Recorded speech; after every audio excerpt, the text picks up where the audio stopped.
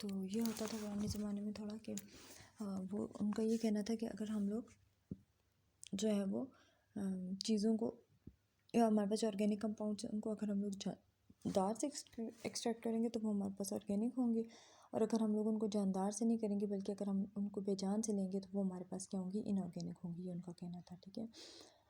तो फिर उनका एक अकीदा था एक थ्योरी के ऊपर जिसको कहा जाता है वाइटल फोर्स थ्योरी, और वो ये कहते थे कि दुनिया में मतलब जितने भी ये कंपाउंड्स हैं ये एक फोर्स के थ्रू वजूद में आए हैं, और उसका नाम उन लोगों ने दिया वाइटल फोर्स, और उस थ्योरी को उन लोगों ने बोल दिया वाइटल फोर्स थ्योरी, ठीक है। और मतलब उनका ये कहना था कि मतलब तमाम कंपाउंड्स जो हैं वो एक फ़ोर्स के तहत जो है वो वजूद में आते हैं जिसको कहा जाता है वाइटल फ़ोर्स, और इसको थ्योरी को उन लोगों ने बोल दिया वाइटल फ़ोर्स थ्योरी, ठीक है।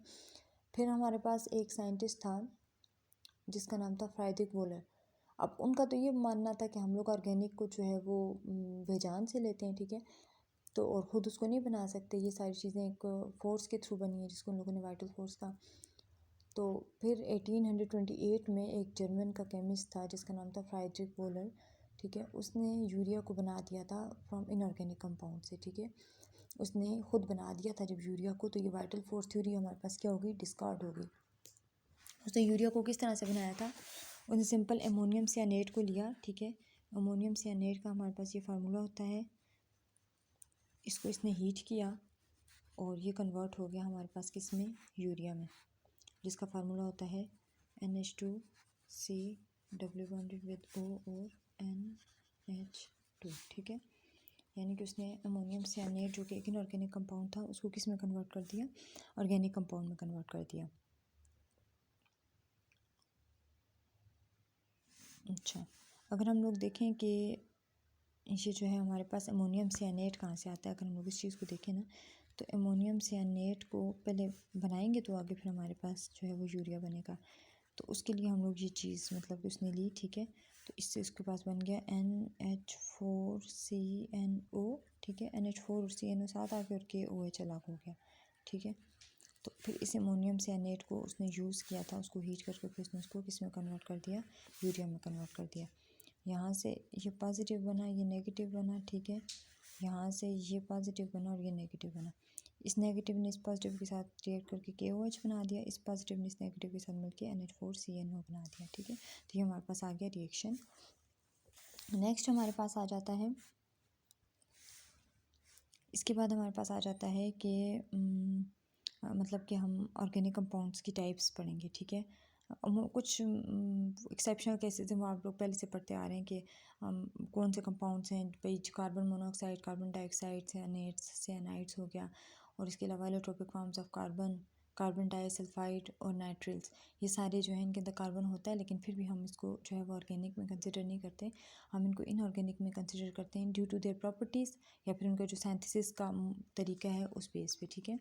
उनको हम लोग जो है वो क्या कंसिडर करते हैं, इनऑर्गेनिक ही कंसिडर करते हैं, इनऑर्गेनिक में लेते हैं। उसके बाद हम लोग थोड़ा सा इनका सोर्सेज देख लेंगे, ठीक है, कि ऑर्गेनिक कंपाउंड्स के हमारे पास सोर्सेज क्या होते हैं, मतलब हम ऑर्गेनिक कंपाउंड्स को मेनली कहाँ से लेते हैं। तो ये हमारे पास ऑर्गेनिक कंपाउंड्स के मेन जो सोर्सेज हैं वो आप लोगों ने पहले भी पढ़ के आ चुके हैं आप सेकेंड ईयर में। एक है आपके पास कोयला, ठीक है, आप कोयले से ऑर्गेनिक कंपाउंड को एक्सट्रैक्ट करते हो, या फिर हम लोग लेते हैं इसको पेट्रोलियम से, ठीक है। इसकी डिटेल में हम लोग ज़्यादा नहीं जाएंगे क्योंकि आपके सिलेबस का हिस्सा नहीं है, ऐसे में जनरल आपको बता रही हूँ, ठीक है। कोयला, पेट्रोलियम, नेचुरल गैस, प्लांट्स और एनिमल्स, ठीक है, प्लांट्स एंड एनिमल्स,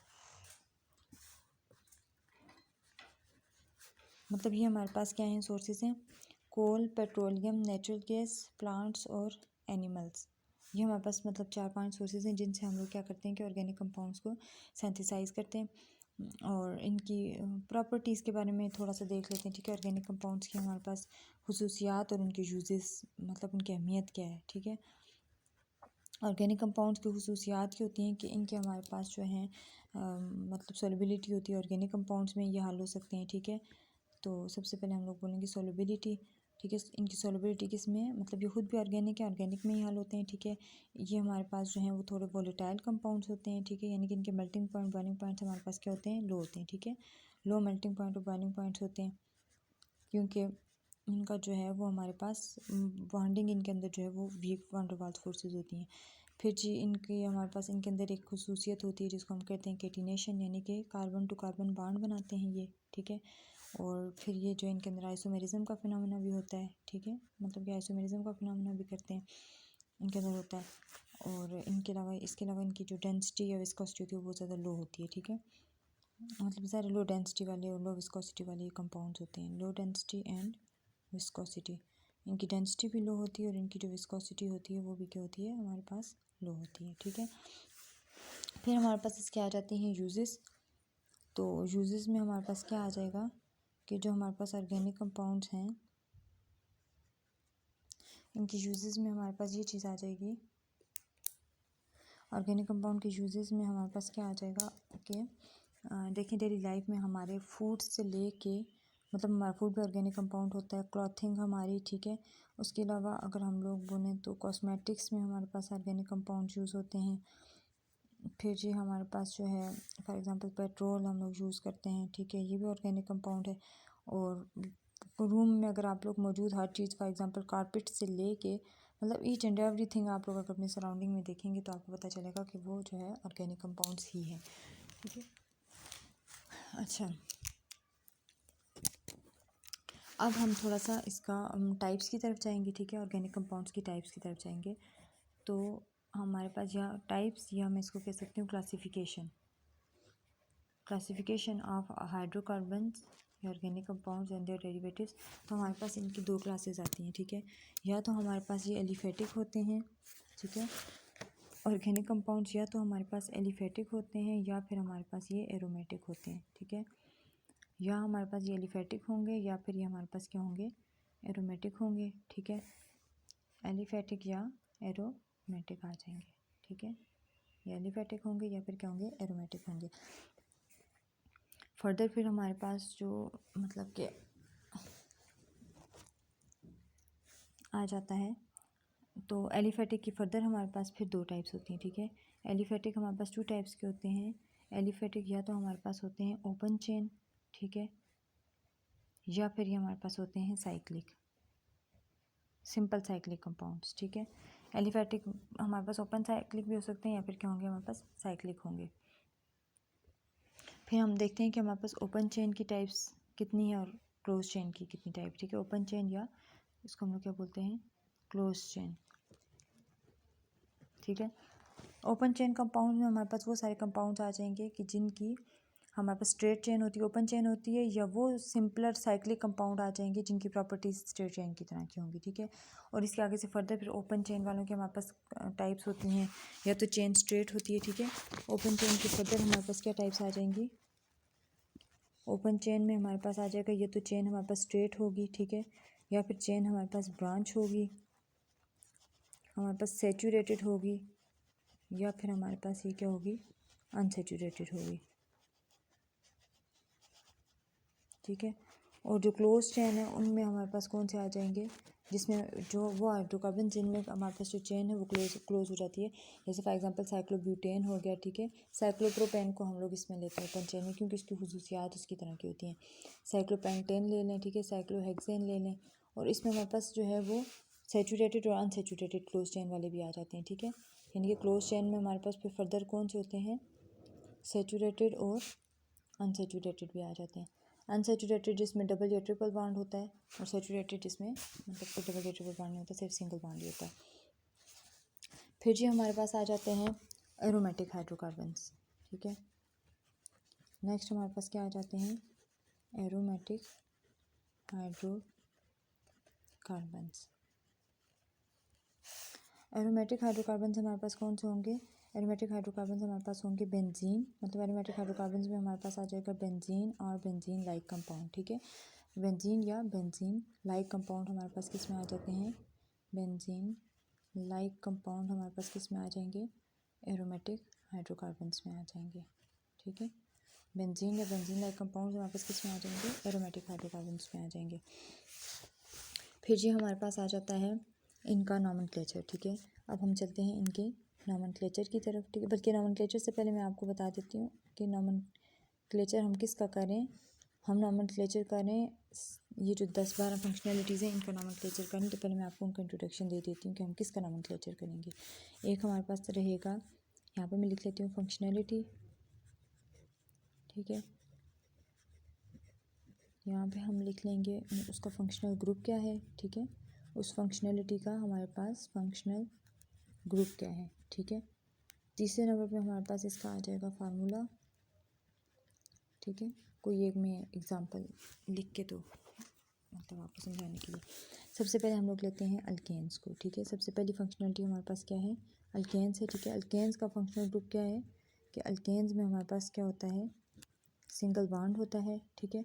और इसका फार्मूला इस तरह से होता है कि हमारे पास फॉर एग्जांपल मीथेन को अगर हम लोग लेते हैं तो 4 सिंगल बॉन्ड्स होंगे, ठीक है। और इसको हम लोग कहते क्या हैं, इसको हम लोग कहते हैं मीथेन, ठीक है। इसको हम लोग क्या बोलेंगे, मीथेन बोलेंगे। कार्बन के साथ जो है हमारे पास कितने बॉन्ड्स आ जाएंगे, 4 बॉन्ड्स आ जाएंगे। फिर दूसरे नंबर पे हमारे पास आ जाता है अल्कीन्स, ठीक है। दूसरे नंबर पे हमारे पास क्या आ जाता है, अल्कीन्स आ जाता है। अल्कीन्स का फंक्शनल ग्रुप ये है कि इसमें होता है डबल बॉन्ड, ठीक है। इसमें डबल बॉन्ड होता है और C double bond with CH2, और यहाँ पे भी क्या आ जाएगा, H2। इसके एग्जाम्पल में हमारे पास क्या आ जाता है, इथीन आ जाता है, ठीक है। तो मतलब कि अल्कीन्स वो होते हैं जिसमें डबल बॉन्ड होता है। तीसरे नंबर पे हमारे पास आ जाता है अल्काइंस। अल्काइंस वो होते हैं जिनमें हमारे पास ट्रिपल बॉन्ड होता है, ठीक है। और ट्रिपल बॉन्ड को हम लोग इस तरह से लिखेंगे, carbon to carbon triple bond. अच्छा, फिर हमारे पास आ जाता है अल्काइल हैलाइड। अल्काइल हैलाइड का फंक्शनल ग्रुप आपके पास होता है R और X, ठीक है। अल्काइल और हैलाइड, इसका अगर हम लोग एक एग्जांपल लें तो CH3Cl हमारे पास क्या आ जाएगा, अल्काइल हैलाइड आ जाएगा। फिर उसके बाद हमारे पास आ जाता है अल्काइल हैलाइड के बाद हमारे पास आ जाएगा एल्डिहाइड, ठीक है। एल्डिहाइड को ले लेते हैं। एल्डिहाइड का जनरल फार्मूला हमारे पास होता है RCW बॉन्ड विद O और H, ठीक है। इसके एग्जांपल में हम सिंपल एग्जांपल ले लेते हैं कि ये R जो है हमारे पास, ये R हमारे पास CH3 भी हो सकता है, या सिंपल हमारे पास ये H भी हो सकता है। H होगा तो हम लोग इसको फॉर्मल्डिहाइड बोलेंगे, और यहाँ पे अगर आपके पास R ग्रुप होगा जैसे CH3 होगा तो उसको हम लोग एसिटल्डिहाइड बोलेंगे, ठीक है। एल्डिहाइड के बाद हमारे पास आ जाता है कीटोन, और कीटोन में हमारे पास क्या होता है कि CW बॉन्डेड विद O के इर्द गिर्द, जैसे यहाँ पे R था ना तो यहाँ पे भी R होगा, ठीक है। बाकी सारी चीज़ वही होगी, यहाँ दोनों साइड पे R होगा, RCW बॉन्ड विद O और R। और अगर हम लोग इसकी एग्जांपल लिखें तो ये हमारे पास इसकी क्या आ जाती है, एग्जांपल आ जाएगी, ठीक है। ये हमारे पास हो गया कीटोन। उसके बाद हमारे पास आ जाएगा ईथर, ठीक है। ईथर का फंक्शनल ग्रुप है हमारे पास ROR, और इसी एग्जांपल में हमारे पास क्या आ जाएगा, CH3OCH3, ठीक है। ये हमारे पास क्या आ जाएगा, ईथर आ जाएगा। फिर हमारे पास एक फंक्शनल ग्रुप होता है अल्कोहल। अल्कोहल में हमारे पास क्या होता है कि अल्कोहल में हमारे पास आता है R और OH आ जाता है, ठीक है। तो इसकी एग्जांपल अगर हम लोग लिखेंगे तो हमारे पास क्या आ जाएगा, CH3OH आ जाएगा, ठीक है। हमारे पास अल्कोहल आ जाएगा। फिर हमारे पास आ जाता है कार्बोक्सिलिक एसिड, ठीक है। क्या आ जाएगा हमारे पास, कार्बोक्सिलिक एसिड। कार्बोक्सिलिक एसिड में हमारे पास क्या आ जाएगा, RCW बॉन्डेड विद O और OH आ जाएगा, ठीक है। या फिर हम लोग इसको इस तरह से लिख लेंगे, CH3CW बॉन्डेड विद O और OH आ जाएगा। तो ये हमारे पास क्या आ गया, कार्बोक्सिलिक एसिड का फंक्शनल ग्रुप आ गया। फिर हम लोग देखते हैं फंक्शनल कार्बोक्सिलिक एसिड, बल्कि ग्रिग्नार्ड रिएजेंट भी मैं आपको बता देती हूँ, फिर कार्बोक्सिलिक एसिड के डेरिवेटिव्स करेंगे, ठीक है। ग्रिग्नार्ड रिएजेंट, तो ग्रिग्नार्ड रिएजेंट का हमारे पास होता है RMgX, और अगर हम लोग किसी एग्जांपल लिखें तो ये होगा CH3Mg, और X की जगह मैं कोई भी लिख लेती हूँ, जैसे फॉर एग्जांपल ब्रोमीन लिख दूँगी। फिर आपके पास आ जाता है कार्बोक्सिलिक एसिड के डेरिवेटिव्स, ठीक है। कार्बोक्सिलिक एसिड के डेरिवेटिव्स में सबसे पहला क्या आ जाता है आपके पास, ईस्टर, ठीक है। तो ईस्टर का जनरल फार्मूला आपके पास क्या है, RCW बॉन्डेड विद O और R आ जाएगा, ये ईस्टर होगा। R की जगह लिखेंगे CH3CW बॉन्ड विद O और CH3, ये हमारे पास हो जाएगा ईस्टर, ठीक है। फिर हमारे पास एक आ जाता है एसिड हैलाइड, ठीक है। ईस्टर के बाद हमारे पास क्या आ जाएगा, एसिड हैलाइड, जिसका हमारे पास फार्मूला होगा RCW बॉन्ड विद O और X। R की जगह आ जाएगा CH3 CW bonded with O और Cl, ये हमारे पास आ जाएगा एसिड हैलाइड, ठीक है। अच्छा, ईस्टर एसिड हैलाइड के बाद हमारे पास क्या आ जाता है, ईस्टर और एसिड हैलाइड के बाद हमारे पास आ जाता है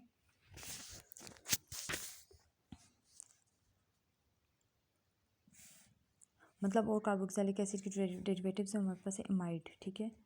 एक हमारे पास क्या आ जाएगा, एमाइड, ठीक है। एमाइड का जनरल फार्मूला होगा RCW बॉन्ड विद O और NH2, यानी कि कार्बोक्सिलिक एसिड के जितने भी मैंने आपको डेरिवेटिव्स बताए हैं ना, इसमें कार्बोक्सिलिक एसिड का आखिर से H हटा के, जैसे यहाँ पे H हटा के R लगा दिया, H हटा के X लगा दिया, H हटा के NH2 लगा दिया, तो ये हमारे पास क्या आ जाएगा, एमाइड्स आ जाएगा, ठीक है।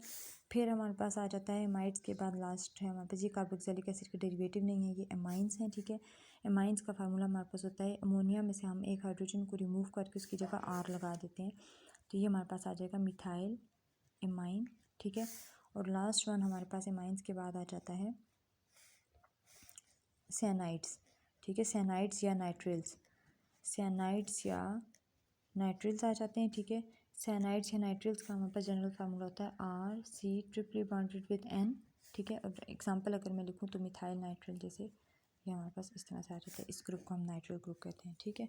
तो ये हमारे पास हो गई सारे ऑर्गेनिक कंपाउंड्स की फंक्शनैलिटीज़ और उनके फंक्शनल ग्रुप, ठीक है, और जिनके बारे में अभी हम लोग पढ़ेंगे, ठीक है। हम इनके बारे में डिटेल से पढ़ेंगे, लाइक हम ये देखेंगे कि भाई इनका हमारे पास नोमेनक्लेचर देखेंगे, इनकी फिर सिंथेसिस करेंगे, फिर इनके हम लोग केमिकल प्रॉपर्टीज़ करेंगे, फिजिकल देखेंगे, अगर कोर्स में मेंशन है तो फिर फिजिकल प्रॉपर्टीज़ भी करेंगे, ठीक है।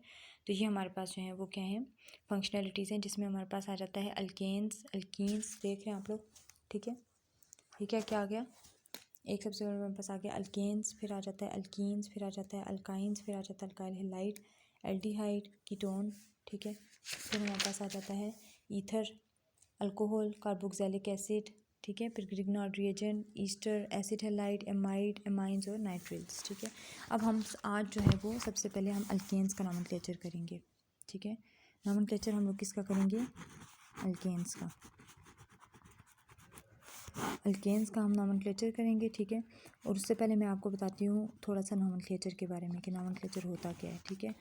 The scientific name of giving The scientific process of giving a name to any organic compound is called